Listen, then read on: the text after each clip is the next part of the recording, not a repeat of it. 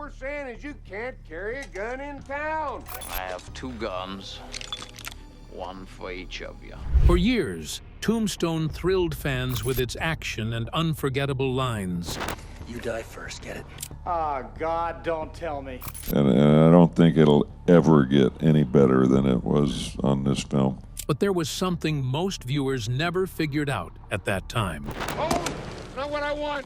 Now we can be friends again. Now, Sam Elliott has finally spoken, revealing a quiet detail that changes everything. Please ain't anything I get drunk, going home and sleep it off. Get the goddamn hands off me! How the hell we get ourselves into this? Here to disarm you, throw up your hands. His heartfelt confession leaves a deeper, more emotional mark on every fan who thought they knew the full story.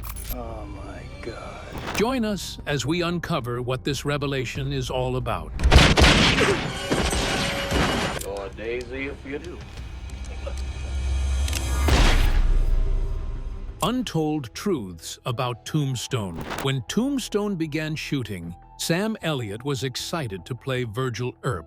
He believed in the story and felt proud to join the cast. From day one, he watched director Kevin Jarre work his magic on paper. Jarre had a strong voice. He shaped lines, cast the actors, and even chose every detail, like mustache styles and spurs. Elliot admired that vision and was happy to be part of it. But almost right away, Sam knew something wasn't right on set. By the 3rd day, he realized Jarre was struggling. The shots weren't coming together the way they needed to. Instead of close-ups and energy, Jarre leaned into long, old-fashioned wide shots, great for classic westerns, but out of place for this take on the story. Elliot could sense the tension building. He saw Jarre refusing help, even from the seasoned cinematographer William Fraker. Jarre stuck to his vision, but the result wasn't working. Sam's concern came from a place of care. He wasn't trying to criticize, he adored Jarre's writing.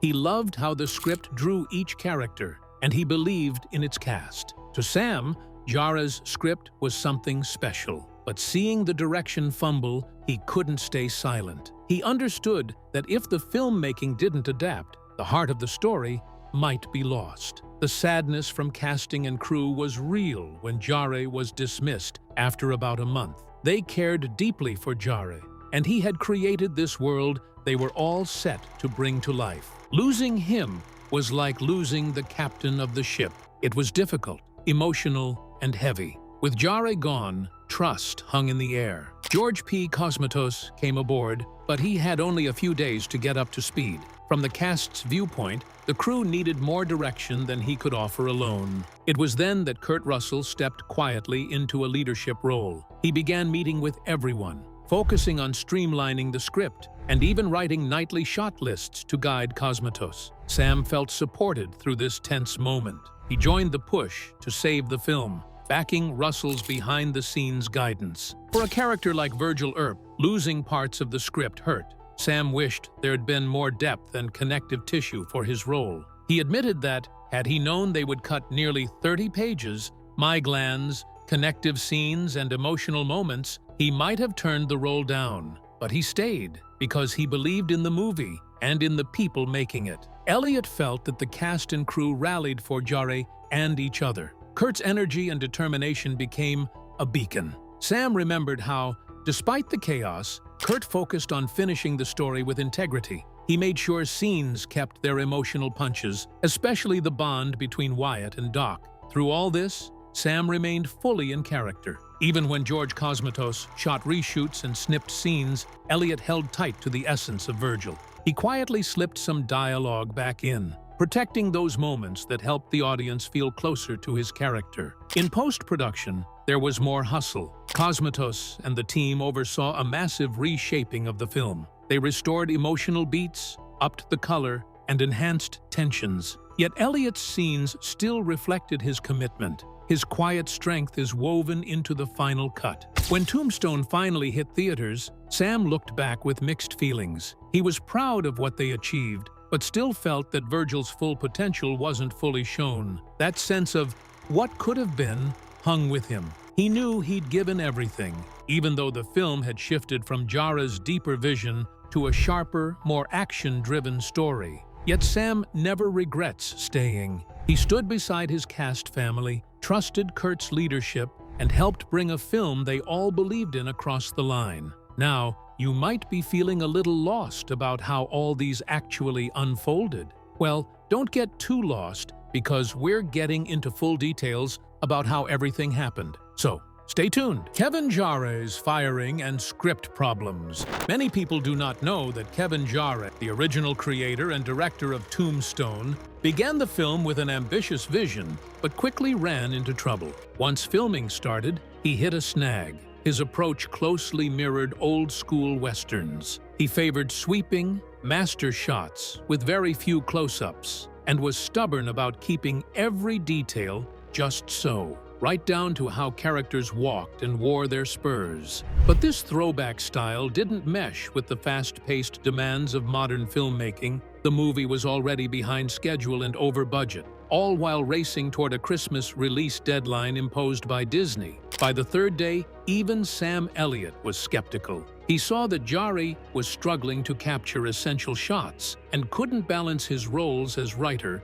and first-time director. Cinematographer William Fraker also reported creative clashes, as Jarre resisted any suggestions. This tension put the whole production at risk. After about a month of falling behind, producer Andrew Vajna and others decided they couldn't wait any longer. Jarre was let go, no farewell, and little time to adjust. Guiding Tombstone back on track became a team effort. Actors like Kurt Russell, Val Kilmer, Michael Biehn, Powers Booth, and Sam Elliott thought of an idea around the goal of saving the movie. They understood its potential and didn't want Jarre's departure to affect their work. George P. Cosmatos was brought in on short notice to direct, but Russell immediately stepped up behind the scenes too. Russell and producer James Jacks trimmed nearly 30 pages from Jarre's original screenplay, cutting subplots and background moments to sharpen the focus on the key relationship between Wyatt Earp and Doc Holliday. This change didn't sit well with everyone. Cast members quietly called the reworked version the Kurt and Val Show. Suddenly, characters like Virgil, Sam Elliott, Morgan, Bill Paxton, and others had much less time on screen. Their richer backgrounds and emotional moments had been shaved off. What was once a big ensemble, exploring family and shared values, became a more focused brother bromance, with intense action and dialogue aimed at the two leads. Sam felt the sting deeply. He loved Jarre's original script, its warmth, depth, and subtlety. After nearly 30 pages were removed, he said he'd have probably declined the role if he'd known how little Virgil would matter in the final cut. Sam and a few other actors even took matters into their own hands. They quietly slipped some of their favorite lines back into scenes during takes, small acts of rebellion, to bring their characters back to life. The tension reached a moment that everyone couldn't endure one evening at a bar. Sam was nursing a beer when someone came and told him that he should have played Wyatt. Sam looked over, his expression soft and knowing, then said simply, "Tell me about it," before taking another drink. That wistful exchange conveyed more than any monologue. His longing and disappointment were clear. With the spotlight on Wyatt and Doc, Sam noticed a shift in on-screen energy. It was still a great performance duo, but the ensemble support had dimmed. Roles that once had meaningful subplots and emotional arcs became background figures in the high-intensity showdown. The narrative lost many connective scenes, small moments of humor, relationship building, peaceful family life. Those were all sacrificed for pace and drama. Yet, even as he felt his character slipping into the shadows, Sam gave his best. He remained quietly committed during long shooting days. He didn't openly complain on set, but his eyes told a story, revealing how hurt he felt. He wasn't alone in the disappointment. Other actors added their voices, though more cautiously. Michael Biehn said that much of the story was about a larger group of characters, but suddenly the movie was narrowed down to the two leads. Powers Booth and Bill Paxton also felt their parts trimmed. Jarre's original vision was far more enticing, painting the town, the families, and the lives that made Tombstone tick. Despite his quiet frustration, Sam didn't walk away. He stayed and acted, finding ways to keep small glimpses of his character's integrity alive. A nod here, a line whispered, a steady stance. He conveyed Virgil's price, his responsibility, and his unwavering moral presence. In doing so, he showed commitment to the film's heart, even when it was reshaped into a leaner, two-hander drama. At the end of everything, the final version of Tombstone contained only a few of Jarre's filmed moments, about 15, to be precise. Cosmatos oversaw reshoots that added more color and action, while Russell coordinated both on- and off-camera efforts. Despite the rocky journey, tight deadlines, budget pressure, and creative upheaval, the movie was completed and released in time. What emerged was a leaner, emotionally sharp Western that focused on its central characters. Though it differed considerably from Jarre's original, stirred-up narrative, this whirlwind of creative change turned a near collapse into a success story, one that only worked because the cast and crew came together, fought for the film, and found a way to preserve its heart, even if it meant saying goodbye to pieces of the original script. Although the casts came together to arrange something great, a later part of the directing thrilled most people. So keep watching to know what really happened.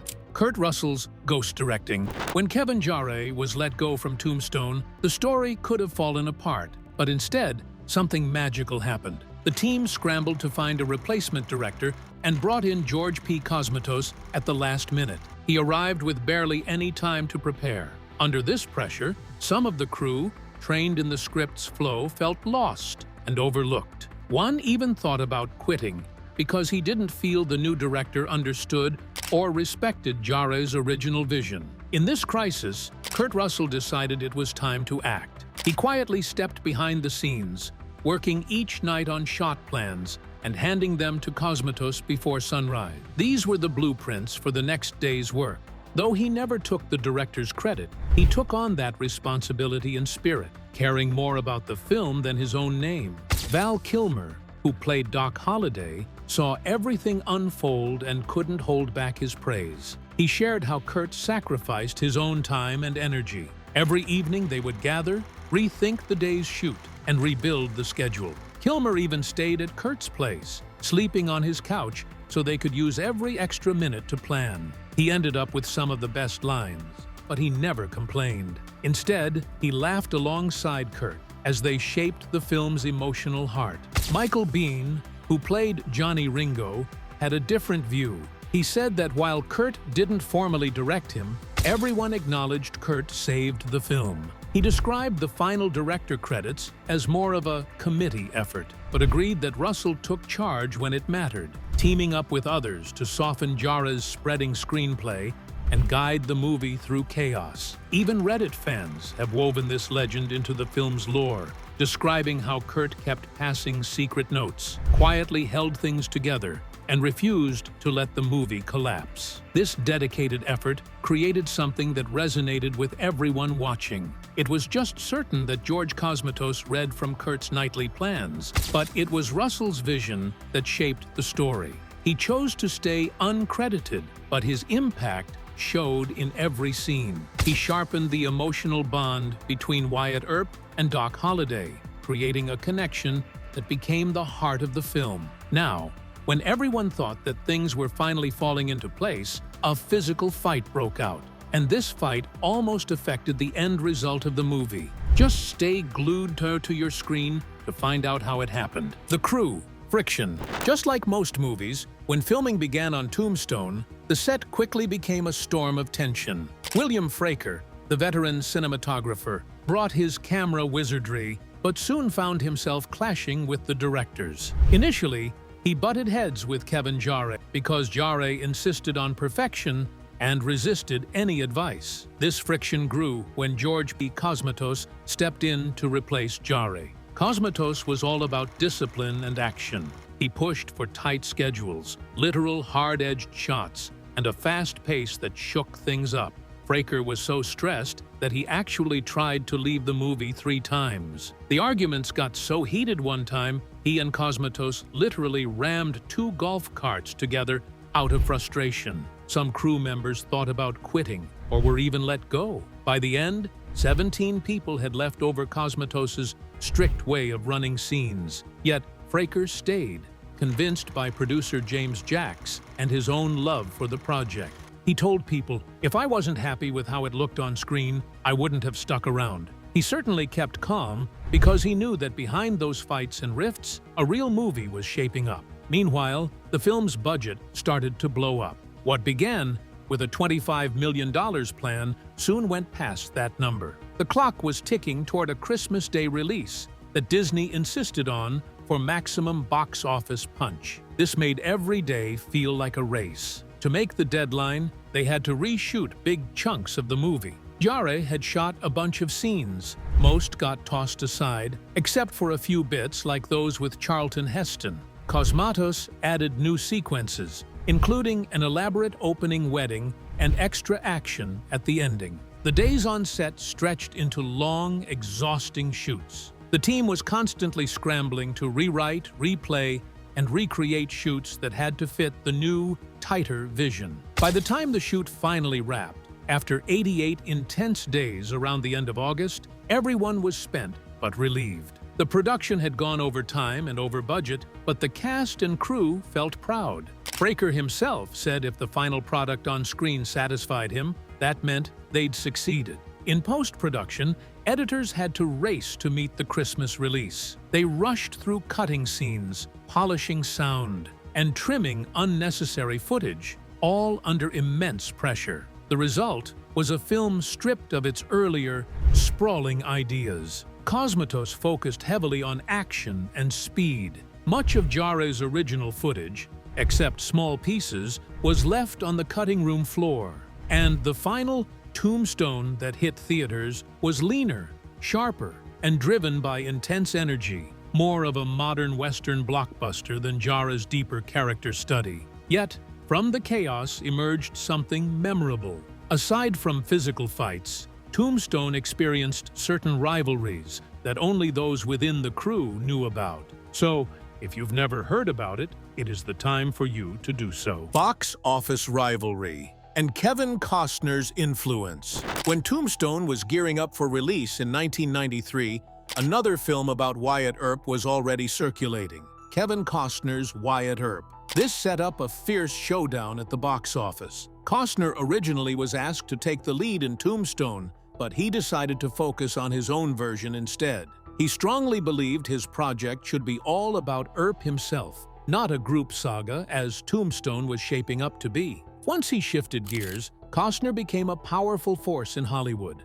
one of the most influential figures at the time. He reportedly went around to major studios, urging them to pass on distributing Tombstone, and even worked through his agency to block the film's path. His efforts all but shut down Tombstone's chances, except for one holdout, Disney's Buena Vista, which decided to move forward and distribute it. But Costner didn't stop there. In what some later called a costuming land grab, he reserved most of the Western outfits and props in Hollywood to hobble Tombstone's production. This forced Tombstone's crew to search overseas for period attire. Ironically, they found the wardrobe in Europe, the same place the real Tombstone's wealthier townsfolk once bought theirs. Even after all these obstacles, Tombstone pushed ahead. Kurt Russell grabbed the lead role and watched the film's brave crew adapt and innovate around Costner's blockades. They reworked production plans, sourced costumes abroad, and stayed focused on getting the movie made. Once released on December 24, 1993, Tombstone stunned audiences and critics. Built on a modest $25 million budget, it earned over $56 million in North America alone, eventually grossing more than $76 million worldwide. It beat expectations and firmly established itself in Western movie lore. 6 months later, Wyatt Earp premiered with high expectations. Costner's version clocked in at a bloated $63 million and ran nearly 3 hours. Critics found it slow and joyless. In fact, legendary critic Roger Ebert said it felt like they pumped Tombstone full of hot air. Its box office felt the sting, earning only about $55.9 million globally. leaving it short of its budget. Even Costner admitted he regretted going head-to-head with Tombstone. He later said the rivalry was a misstep he wished he'd avoided. Reddit fans have had a lot to say about all this. One popular thread summarized, Costner tried to blacklist Tombstone and hoarded all the Western costumes in Hollywood. Yet, Tombstone came out stronger, made more money, and left Wyatt Earp in its dust. With this huge win, we realized that what really stands out is how Tombstone overcame these aggressive tactics: studio blacklisting, costume shortages, and production sabotage to connect deeply with audiences. It wasn't just luck. Kurt Russell and the team hustled, found creative solutions, and focused on delivering a compelling story. Speaking of creative solutions, let's unveil some of the creative ways Sam Elliott handled his role. What we never knew about Sam's role. Many people remember Tombstone as a thrilling action movie starring larger-than-life heroes. For most, the names that shine brightest are Val Kilmer as Doc Holliday and Kurt Russell as Wyatt Earp. Kilmer's sharp-tongued gunslinger and Russell's confident sheriff completely dazzle the screen. Their performances are heartfelt high points that get all the applause, and it's easy to see why those two characters stand out so much. In contrast, Sam Elliott's role as Virgil Earp often gets overlooked. His character tends to fade into the background when people recall the film, even though he's a key part of the family. Most viewers remember the brotherhood and the gun battles, big, exciting moments, and think the story is all about conflict and camaraderie among Wyatt, Doc, and the rest. Those are what made the movie famous after all. But if you look a little deeper, a softer and richer layer starts to emerge, one connected to Virgil's quiet strength. Sam Elliott once described how he prepared for the role by pacing his character thoughtfully, giving Virgil a steady, real presence. He based Virgil on a man with determination and fairness, a lawman who didn't cheer violence but took responsibility for keeping his town safe. That sense of duty was central to who Virgil was on screen. There's a moment in the film that hints at this deeper meaning. Before the gunfire erupts, Virgil rescues a child from the chaos. It's easy to miss, but this small action shows that he cares for innocence, and not just about beating the bad guys. That child-saving scene acts as a quiet turning point. Virgil's face in those seconds speaks volumes. This isn't just a shootout. It's personal. He is forced to act because someone is powerless. Many fans miss how this moment ties together with the rest of the story. Earlier, Virgil chastises his brothers for getting involved in Tombstone. He says that letting fear run wild changes who the town becomes. Put together, these scenes show that Virgil is the moral center, not Wyatt or Doc. He represents what the Earps are supposed to stand for. He's not a happy warrior. He's a purposeful one. Elliott's voice and posture reinforce this. His measured speech gives the character authority, without drama. In the courtroom or on the street, Virgil is deliberate. He feels tired, but unyielding. This gives his character emotional depth, even when the movie focuses on larger-than-life moments like the OK Corral showdown. Scholars and fans looking back on the film now often credit Elliott for this grounding influence. One recent article said that his weathered face and commanding presence embodied the moral weight of frontier justice. This was because he stands silently, but that silence is the glue holding the story's emotion and the action together. Even today, many people understand Tombstone as a thrilling, guns-blazing saga about loyalty and revenge. They remember the big speeches, the fast draws, the legendary showdown. But once the movie's over,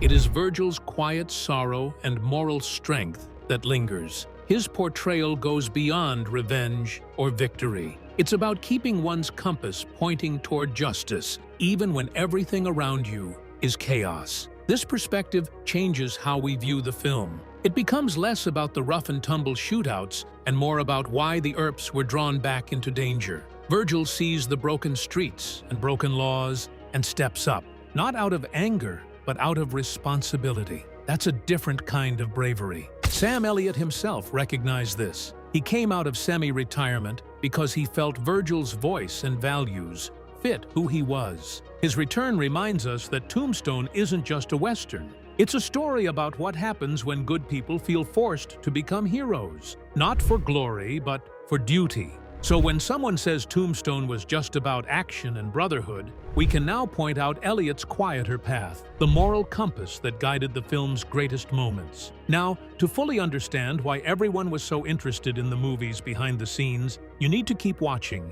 because this will open your eyes to a lot of things about the movie. The Tombstone background story. In 1993, a Western movie called Tombstone burst onto the screen and quickly earned its place as a modern-day classic. The film followed true events from the late 1880s in Arizona, weaving together the legendary shootout at the OK Corral and the town vendetta ride. What made it special was a cast full of memorable faces. Kurt Russell took on Wyatt Earp, Val Kilmer embodied the charismatic Doc Holliday, and Sam Elliott portrayed Wyatt's older brother, Virgil. They weren't the only ones. Supporting actors like Bill Paxton, Powers Booth, Michael Biehn, Dana Delaney, Michael Rooker, and even a cameo by Charlton Heston created a rich, bustling world that felt alive. From the start, Tombstone was meant to be more than just a gunfight movie. Writer Kevin Jarre, who originally planned to direct, created a sweeping script that looked not just at Wyatt and Doc, but at a whole town filled with characters, relationships, and moral choices. He gave us not just dramatic showdowns, but small, quiet moments, family dinners, tense standoffs, old friendships tested. All of that richness formed the core of Jarre's vision. Filming began in Arizona in May of 1993, and the filmmakers were determined to recreate the real Tombstone down to the last nail. Production designer Catherine Hardwicke built a whole town on a 12-acre set with over 60 buildings mirroring old photos and street diagrams from the period. It was a full immersion experience. Actors later said being on set felt like stepping back into the dusty streets of the 1880s. Kurt Russell also dug into the details. He practiced with single-action revolvers, learning how to draw, reload, and fire like a real frontier lawman. Many of the actors mastered antique accents or studied historical sources to bring authenticity to their performances. Val Kilmer, for example, worked on mastering Doc's drawling Southern speech and frail, consumptive manner. Behind the scenes, the production had its challenges. Juggling that massive set, action sequences, and a large ensemble proved difficult for Jarre, probably because it was his first time directing. Midway through shooting, the crew realized they weren't hitting their marks, and things were slipping behind schedule. Disney, eager to cash in on Christmas audiences, still wanted a December release. About a month into production, the studio stepped in.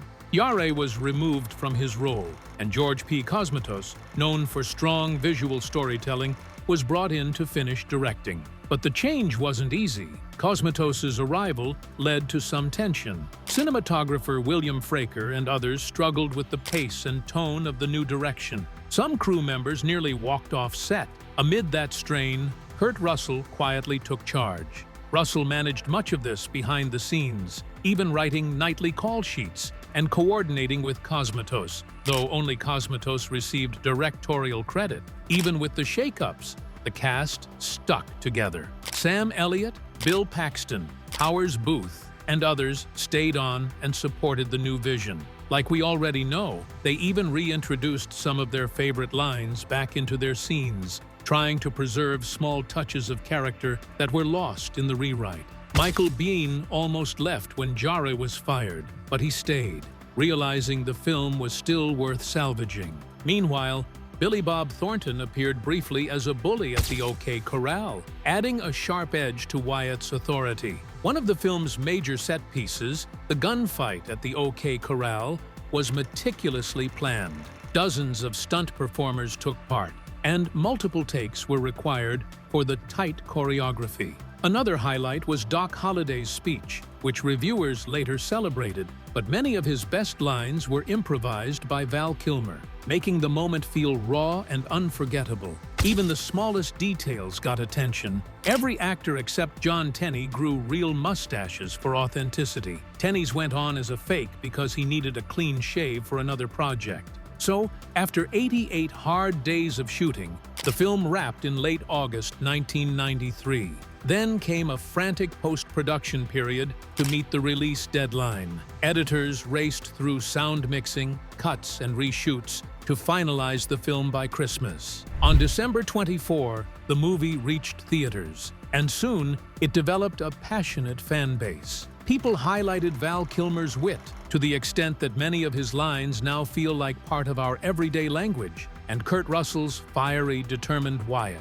Over time, Sam Elliott's quiet performance as Virgil gained appreciation for bringing a steady moral center to the story. The film's legacy endures. It redefined modern westerns with clever dialogue, layered characters, and unforgettable style. 25 years later, it's still cited as one of the best westerns ever made, and praised for breathing new life into the genre. Since then, a director's cut and new home video editions, including a 4K release scheduled for April 2025, have given fans a deeper look into the story's origins and production. The special features include storyboards, behind-the-scenes featurettes, and interviews that shine light on the original vision and the journey behind the camera. However, Tombstone isn't just remembered for its gunfights or famous lines, it's treasured for how it brought together great actors, a bold script, and determined filmmaking to reach the finish line